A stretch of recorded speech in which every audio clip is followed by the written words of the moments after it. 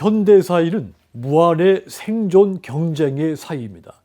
타인을 짓밟아야 내가 승자가 되는 사회입니다.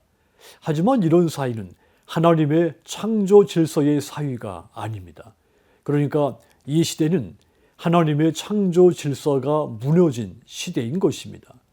하나님은 믿는 우리가 타인의 고충을 즐기는 것이 아니라 안타까운 마음으로 공감하기를 원하십니다. 요나단은 그 점에 대해서 신앙과 인생에 소중한 교훈을 준 사람입니다.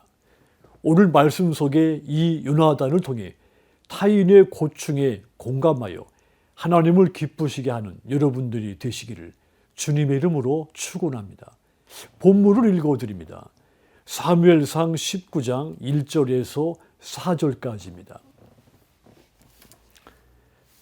사울이 그의 아들 요나단과 그의 모든 신하에게 다윗을 죽이라 말하였더니 사울의 아들 요나단이 다윗을 심히 좋아하므로 그가 다윗에게 말하여 이르되 내 아버지 사울이 너를 죽이기를 꾀하느니라.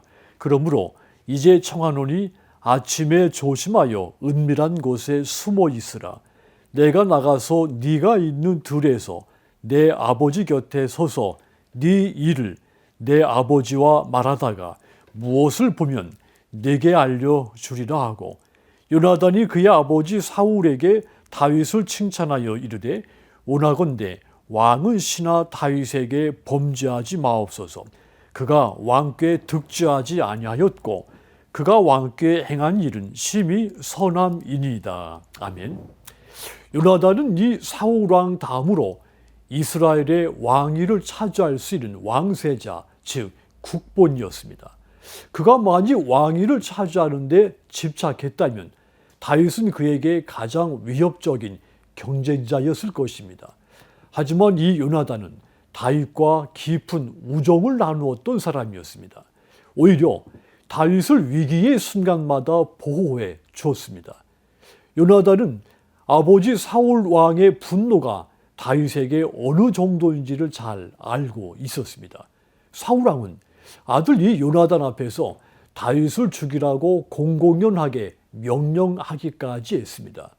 하지만 2절을 보시면 요나단은 이러한 사울 왕의 악의를 다윗에게 알려주었고 사울 왕의 위험이 미치지 못하도록 다윗을 피신시켜 줬습니다. 그러므로 이 다윗은 사울 왕의 위협 가운데 놓여 있었지만 이렇게 요나단으로 인해서 안전하게 지낼 수가 있었던 것입니다. 다윗은 그 요나단으로 인해서 늘 위로를 받고는 했습니다. 요나단이 다윗의 고충을 어느 누구보다도 공감해주고 있었다는 것입니다.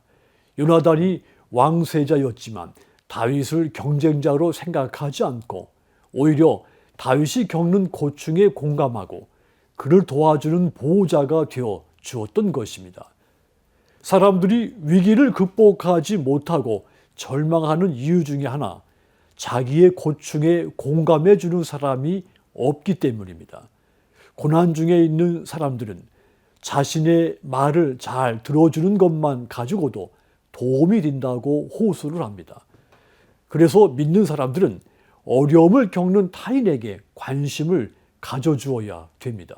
그들의 고충에 공감해 줄 준비가 되어 있어야 하는 겁니다.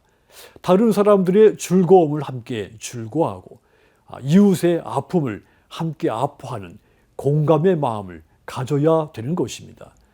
지난번 이태원 참사로 159명이 사망을 했습니다.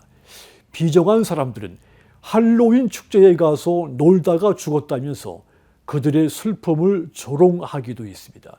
하지만 여러분, 성도들은 자녀와 친구를 하루아침에 잃은 유가족들의 그 슬픔, 아픔을 어느 누구보다도 공감해주고 함께 아파해야 하는 겁니다.